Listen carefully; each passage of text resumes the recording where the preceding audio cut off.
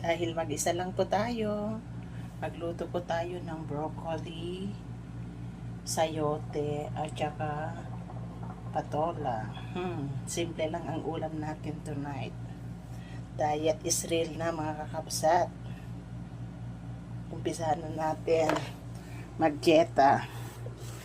Para, syempre, kailangan natin talaga ng dietang puspusan.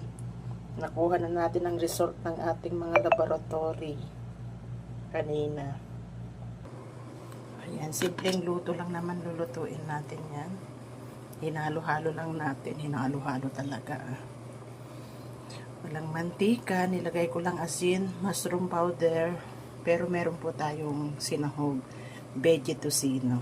Kaya yan, magbahay-bahayan na naman ang yung lingkod. Kailangan talaga natin eh. Siyempre, nakita na natin ang mga result. Ang tataas ng cholesterol. Gulay-gulay na nga. Kaya, umpisa na naman ang dieta.